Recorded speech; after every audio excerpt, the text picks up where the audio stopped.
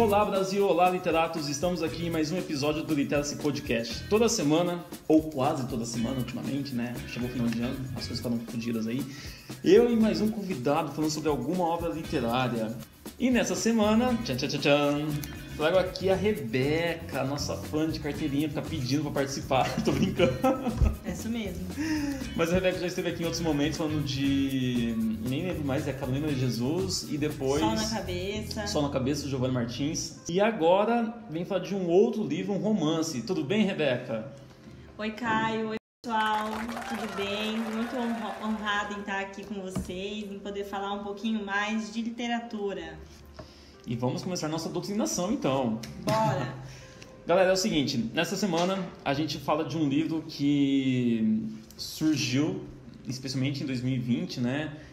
Ganhou as redes sociais, as postagens especialmente, que é um livro intitulado Tortarado, do Itamar Vieira Júnior. É um autor que ele, inclusive, já teve um livro indicado pelo Jabuti, e novamente, né, hoje, última semana de novembro, ele está com o livro agora Tortarado, indicado novamente pelo Jabuti. Ele é um dos finalistas, eu acho que rola dessa vez. No ano passado, quando ele foi um dos finalistas, ou 2018, não lembro, era um livro de contos, então é uma categoria diferente. Mas agora está com esse livro, e que é um livro, gente, que é um tapa na cara a cada capítulo, né, Rebeca? Já começa com tapa na cara. Eu lembro quando eu comecei a ler, eu li 3 páginas e eu falei, acho que eu não tenho psicológico para continuar de uma vez. Eu vou ter que sentar e ler com calma esse livro. Inclusive, quando aconteceu, ou melhor, quando eu fiz a leitura, eu li as 3 primeiras páginas, pensei, acho que eu perdi alguma coisa desse livro. Deixa eu voltar dessas páginas, reli, entendi o que realmente aconteceu. E sabe o que eu achei interessante? Que é um livro, Rebeca, que o cara foi muito sacana, porque ele já coloca uma cena nas primeiras páginas, clichê de romance de prêmio, porque faz com que o leitor queira saber o desfecho daquela história com esse fato que acontece. Exato. Às vezes o livro demora tipo 20 páginas para pegar a gente, e esse aqui não, esse foi 3 páginas.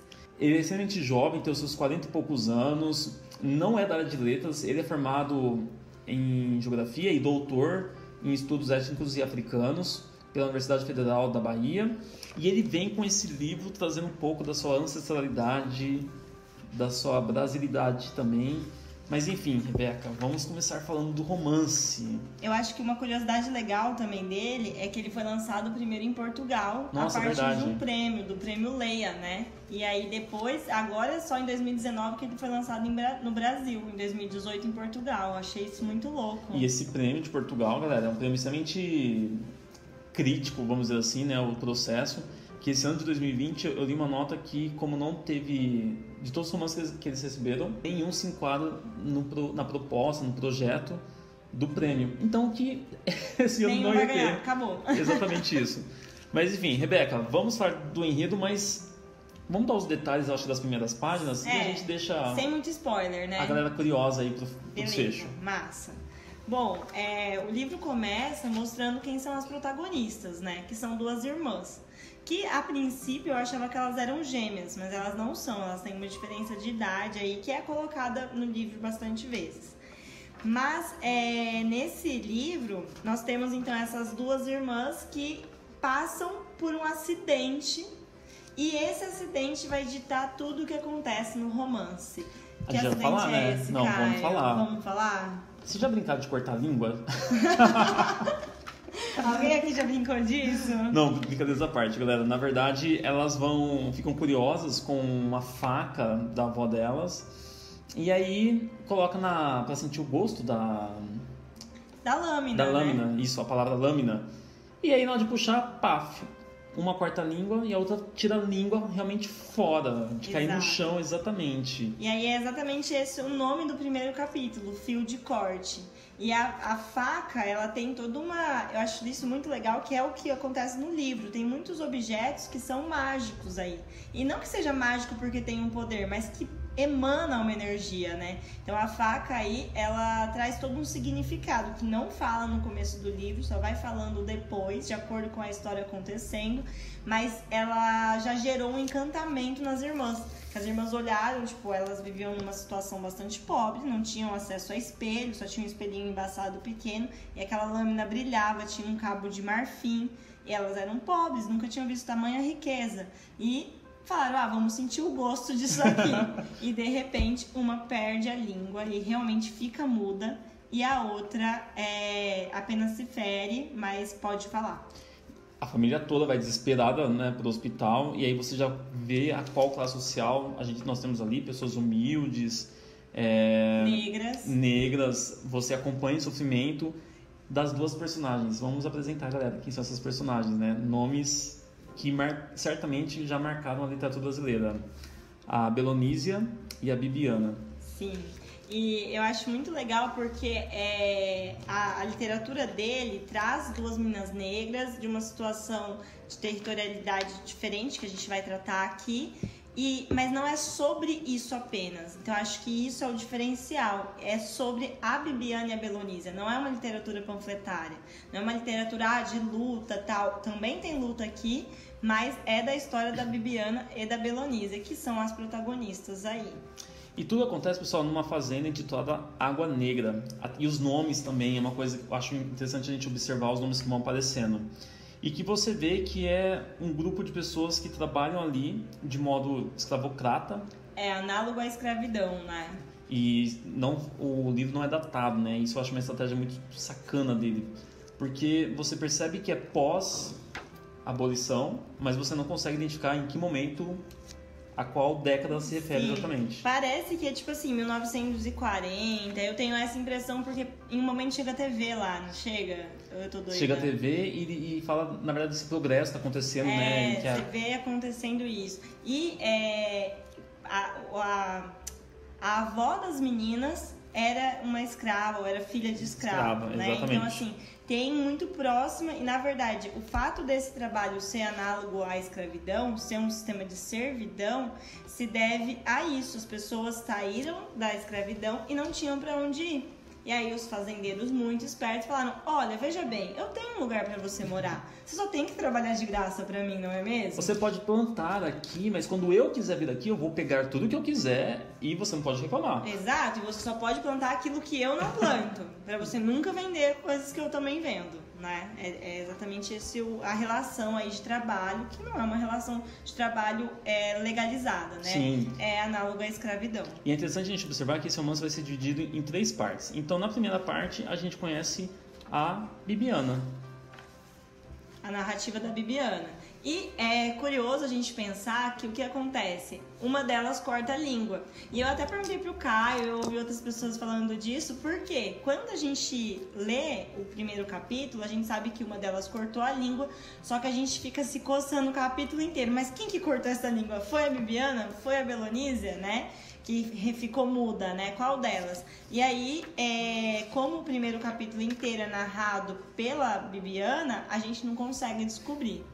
Aí depois a gente chega no próximo capítulo, que que tem o mesmo nome do livro, Torturado, que é narrado pela...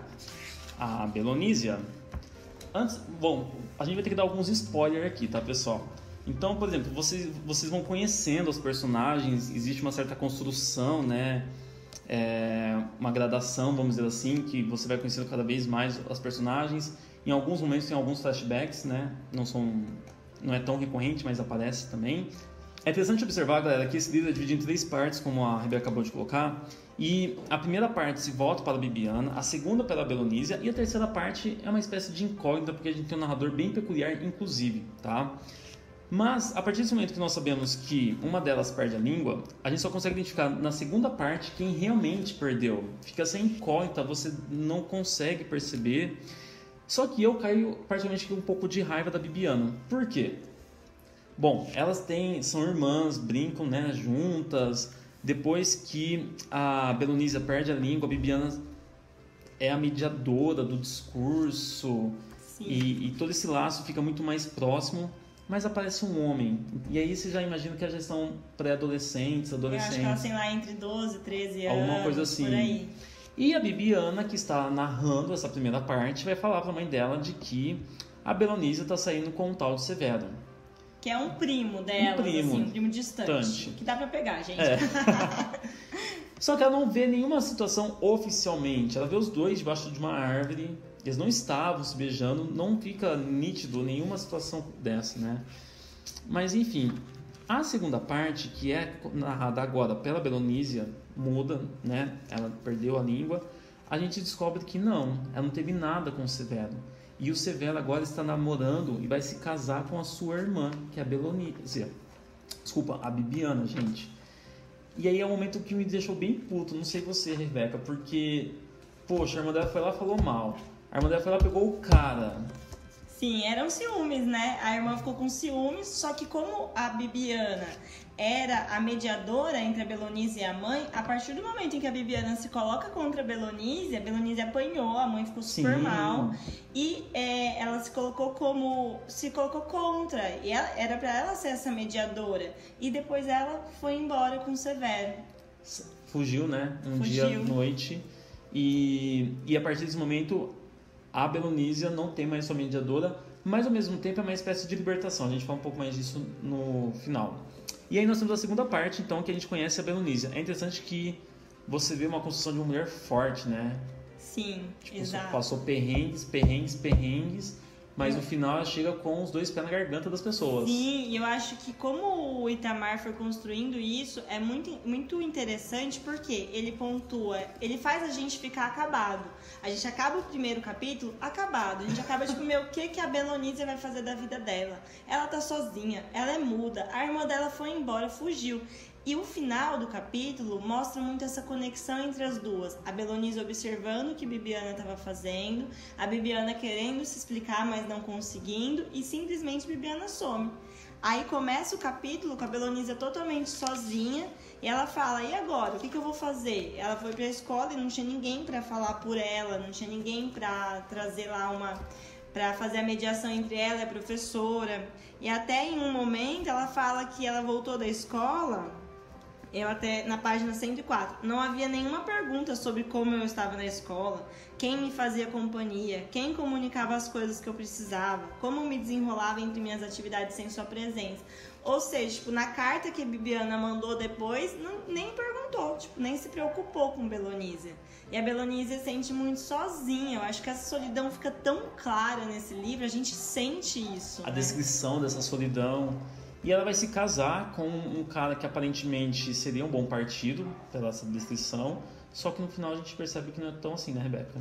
É o Tobias, né? Ele aparece, aparentemente, assim, eu entendi que ele era bem mais velho que ela, né? E eu acho que isso também revela a problemática sem criticar. Eu acho que o Itamar ele fez isso com maestria. Ele trouxe uma situação, que é isso que ele traz no livro inteiro, quase.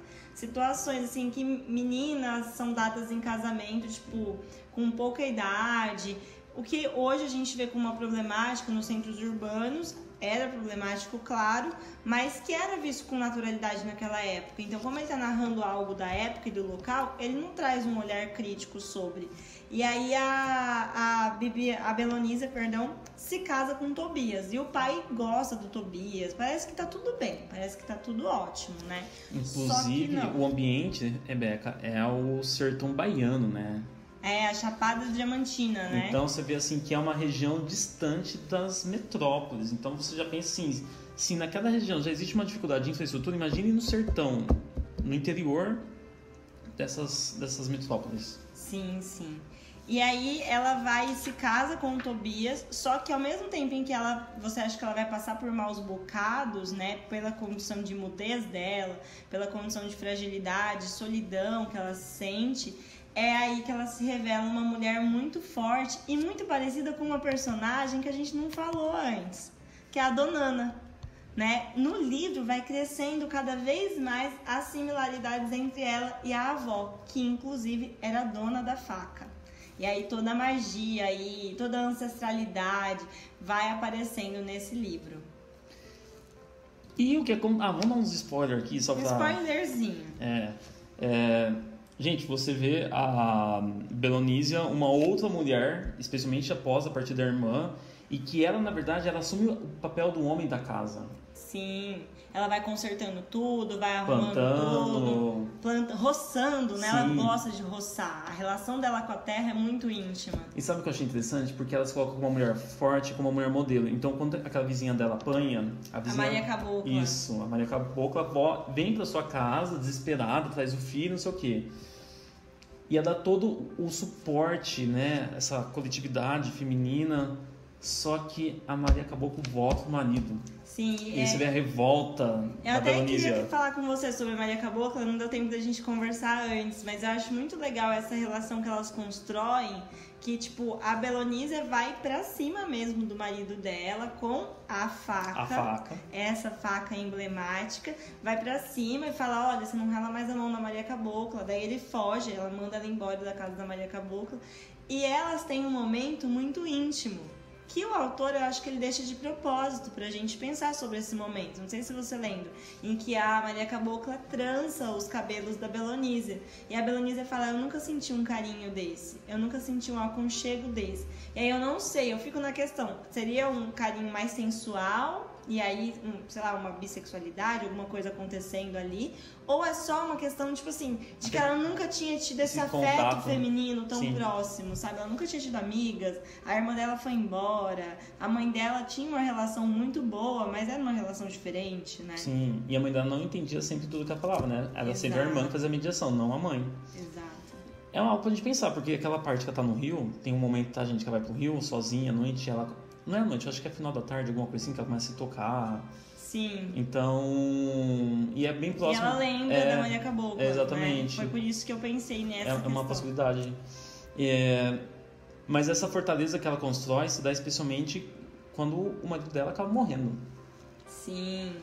Sim, e eu acho que também, como ela foi construindo essa fortaleza, foi que antes dela casar com o Tobias, já no capítulo 2, no Torturado, ela vai construindo a personalidade dela, ela vai se descobrindo. Então ela descobre essa intimidade com a terra, ela descobre a questão das mulheres parindo, então tipo, que ela vai fazer partos com a mãe dela, e aí tem toda essa similaridade entre a terra e a mulher no livro, então a fertilidade da terra e a fertilidade das mulheres é muito análoga, é muito próxima. Então, a mãe fala assim, quando acabar a... Quando que fala quando fica sem chover?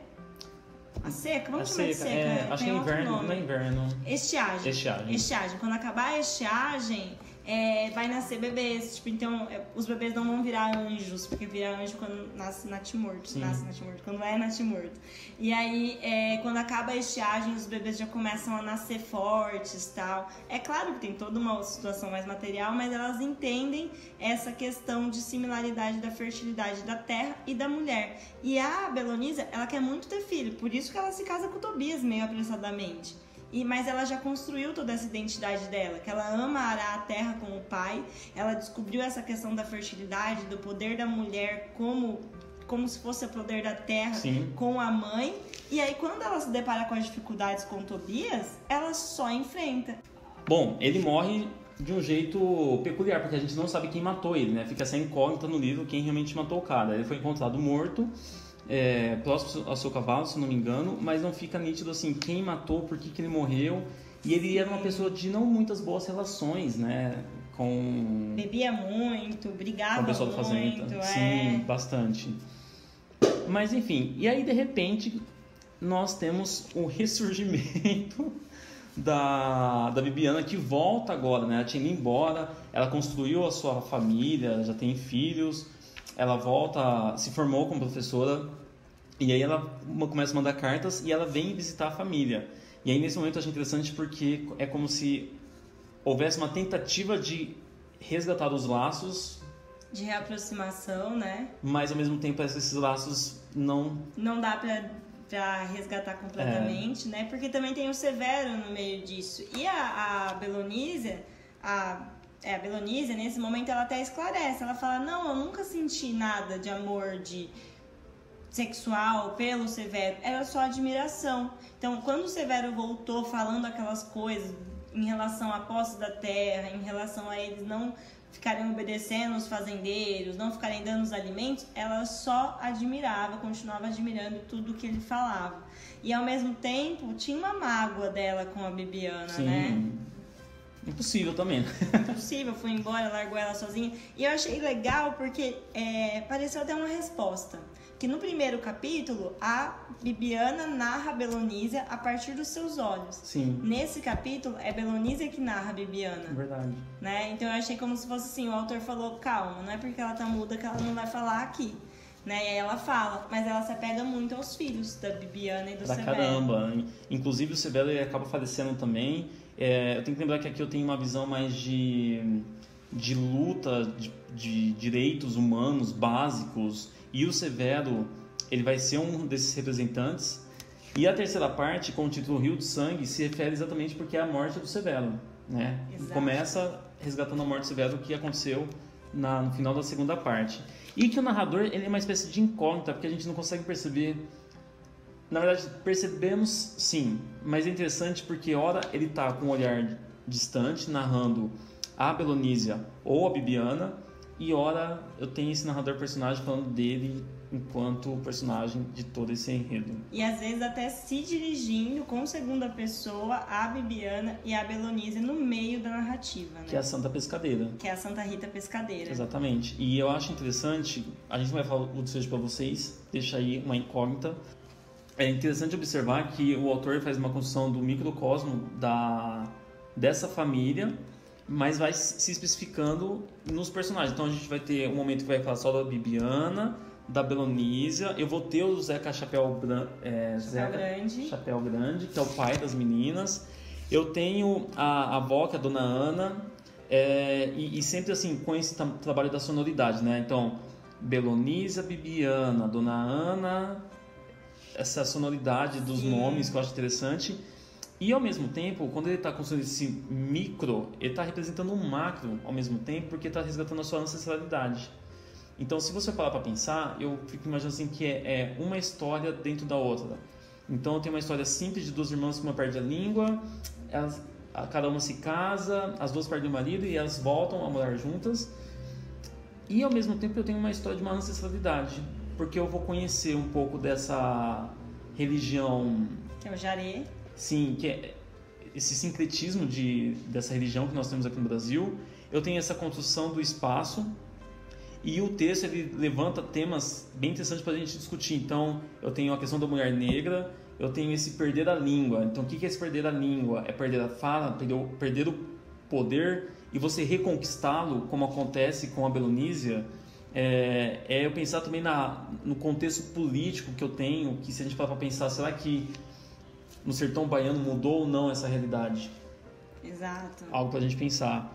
E ainda, a própria questão de inclusão. Se a gente pensar como nós professores, quando eu estou na escola, para mim é uma parte, gente, que você fica na bad, porque a menina está isolada. As pessoas esquecem. É como se ela fosse animalizada naquele momento. Sim, ela quer sair da escola, ela não quer saber de escrever. Enquanto a irmã dela queria muito ser professora, ela fala, não, isso não é pra mim não, eu quero ver ficar na terra. E a mãe dela fica muito triste, né? Sim, porque era um sonho da mãe dela, né? Eu achei legal isso que você trouxe, Caio, dessa questão da questão micro se amplificar aí pro macro, que mostra muito também na questão da espiritualidade, na questão da cultura, na questão social, porque tipo, essa pequena luta que eles estão tendo em relação à terra, quando a gente lê, a gente vê que é uma luta que está acontecendo em outros lugares. Severo foi para a cidade, aprendeu sobre isso, voltou, e aí o autor traz aqui, é o momento que o autor mais traz um ponto mais crítico mesmo, assim, muito claro, que é em relação a eles perderem essa terra para os fazendeiros e aí eles lutarem por isso. E eu acho que a questão também do pai, o Zeca Chapéu Grande, que a gente falou pouco aqui, mas ele é um símbolo da espiritualidade naquele lugar. Ele é um curandeiro, ele é um médium, aparecem umas irmãs gêmeas logo no começo do livro para ele cuidar, e ele vai lá e tenta tratar. E ele é uma pessoa velha e que tem o respeito dos outros, então sim, resgata de modo muito gritante essa cultura de matriz afro, né? Sim, eu achei muito legal porque essa espiritualidade com a vivência natural se se trocam, elas se comunicam muito fácil. Então, por exemplo, você tem a espiritualidade presente na vida cotidiana dos personagens. O Zeca Chapéu Grande, o trabalho dele, não que ele ganhe uma remuneração por isso, mas o trabalho dele é estar lá disponível para curar uma questão física, uma questão espiritual e assim por diante. E eu achei muito legal como esse respeito é conquistado na espiritualidade e como o autor ele tem uma delicadeza ao passar essas brincadeiras do jaré pra gente. Então, ele traz como se a gente já conhecesse. Então você começa a ler e você fala, tá, parece que já era pra eu saber o que era esse jaré, né? Sim. Mas eu não sei, aí você vai pesquisa. E isso é uma coisa interessante, é a linguagem. Estou com umas influências, né? É um texto contemporâneo. E eu acho muito assertiva a linguagem também, Rebeca, porque trabalha com a sinestesia. Então, em vários aspectos, você vê essa construção que ele faz nessas imagens. Então, é um texto muito simbólico, se a gente falar para analisar a linguagem do texto em si. E eu acho que, mais do que isso, são as histórias que aparecem ali de modo muito sutil. Você acabou de mencionar do Zeca Chapéu, como ele se torna... O Zeca Chapéu Grande. O Zeca Chapéu Grande, que baita história, sabe? Nossa. Sim, e aí a gente vê presente, além da sinestesia, que até aparece no momento da faca, Sim. O cheiro do sangue, o gosto do sangue, aí vai misturando com outros sentimentos e por aí vai. Tem também a questão da oralidade, principalmente quando se conta a história do Zeca, quando se aproxima mais da espiritualidade, quando se aproxima mais de falar da roça e tal, a oralidade se faz mais presente. Eu acho isso muito, muito interessante e o que mostra um pouco da pesquisa do autor. Exatamente. Que ele foi pegando relatos, na verdade ele fez uma pesquisa de observação, eu até vi o nome, observação participativa, que ele esteve lá junto do pessoal que vivia nos ambientes lá da Chapada Diamantina da Bahia. E aí ele viveu com eles, conversou com eles, ele tem relatos. E essa comunicação, essa oralidade que está presente no livro, ele foi se baseando nesses relatos. Eu achei isso muito legal. Rebeca, está do nosso tempo. Se eu te perguntasse qual que é a parte do livro que mais te impactou? Salvo a primeira, que a gente sabe que já é um soco na garganta. A última parte, a parte do Rio de Sangue, que tem tantas revelações, tem tantas reviravoltas e é tão misturado o mágico, o sobrenatural com o físico, que a primeira parte pra mim, nossa, foi a parte mais gostosa, menos agoniante de ler. Eu já gostei mais da segunda parte, Torturado, porque você vê essa construção da personagem, da Belonísia, e eu acho que mais do que isso, é você acreditar que outras mulheres podem ser igual a ela, que podem sair dessa opressão, desse contexto oprimido que ela vive e ter suas conquistas, mesmo que sejam mínimas, como acaba acontecendo. Sim. Certamente uma parte que me marcou. Pessoal, não vamos ler fragmentos porque é um romance, deixamos aí a curiosidade para vocês. E também, nesse livro, dessa vez, pelo menos em relação aos outros episódios de podcast, dessa vez a gente não falou tanto do livro, a gente trouxe mais uns pontinhos para vocês ficarem curiosos e lerem mesmo, porque é um livro que vale a pena ler. Não dá pra gente traduzir em 30 minutos o que esse livro traz pra gente, não é verdade? Rebeca, na verdade eu acho melhor a gente ler um fragmento, sabe? Cada um. Eu separei alguns também. Tá, então você lê um e eu leio o outro. Tá. Eu vou ler um que eu gostei, que tá na primeira parte. Tá. Eu vou ler um que está na segunda parte, mas eu também quero ler Ai, Caio, não. Eu não vou ler o da segunda parte. Eu quero ler a epígrafe que ele coloca do Raduan Nassar. Sim, por favor. E a última frase do livro, porque eles se unem, eles se ligam de um jeito muito louco. Então, é do livro Lavoura Arcaica, do Raduan Nassar, um trechinho na epígrafe. A terra, o trigo, o pão, a mesa, a família, a terra. Existe neste ciclo, dizia o pai, nos seus sermões, amor, trabalho, tempo. Aí no final, tem lá, sobre a terra há de viver sempre o mais forte. Nossa, eu arrepio quando eu falo disso. É muito doido, porque aqui é na voz da Santa Rita Pescadeira. Sim. Né? E aí traz toda uma questão sobrenatural, que é só lenda. Que a gente vai chamar isso, né, teto, de uma espécie de realismo animista, um realismo mágico, mas vale a pena, gente. A frase que eu separei aqui foi uma que, na verdade, eu estou sem meu livro, mas eu achei ela na internet, tranquilamente, que é como que se dá a relação das duas a partir do momento que a Belonísia perde a língua. E fala o seguinte: sem a comunicação, era como se nos silenciássemos mutuamente. Era silenciar o que tínhamos de mais íntimo entre nós, sem poder me tocar. Ela não poderia sentir a vibração da respiração em meu corpo, sem poder lhe tocar. Não poderia sentir a velocidade com que o rio de sangue corria em suas veias. E que é uma das descrições que eu começo a falar como que se dá a partir desse momento essa conexão entre elas, que agora é muito mais visual, sentimental do que verbal. E aí já traz a linguagem também, o rio de sangue, que depois vai aparecer lá depois. Exatamente. Que mágico, né? O que você acha desse livro, Caio? Acho que é o segundo melhor livro que eu li esse ano. Porque o primeiro ainda é o Fique Comigo. Fique Comigo. Que a gente vai fazer um podcast logo sobre ele. Eu acho que ele foi um dos melhores também que eu li esse ano, mas eu acho que pra literatura brasileira ele vai estar no pódio aí. Ele marcou, certamente ele marcou livros. O século, essa década de 20, né, terminando 20, ou iniciando, não sei como que a crítica literária vai interpretar isso, mas certamente ele marcou, especialmente porque ele faz um resgate do romance regionalista que nós tivemos. E particularmente eu tento ver como um livro que mistura Conceição Evaristo, Graciliano Ramos e Jorge Amado. Sim, e ele foge dessa... A gente estava numa mesmice contemporânea, Sim. Né?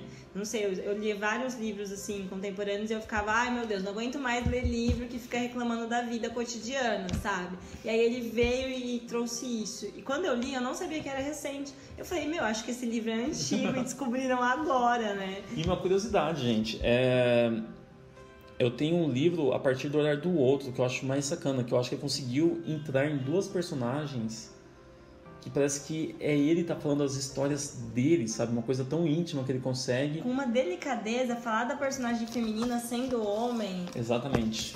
É tudo. Uma maestria que acho que poucos autores têm ou tiveram na literatura, especialmente brasileira.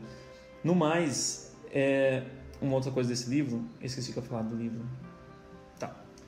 No mais, pessoal, é um livro para Natal, certamente. Um presente que você vai estar fazendo muito em compartilhar com alguém que você gosta, com alguém que você ama. E eu acho que é um livro que ele tira você um pouco do conforto. Que é o que a literatura faz, né? O que tanto propõe o Antônio Cândido. Rebeca, muito obrigado pela presença. Obrigada a você, Caio. Foi Nos vemos aí no próximo episódio. E até mais, galera. Tchau, tchau. Beijo, gente.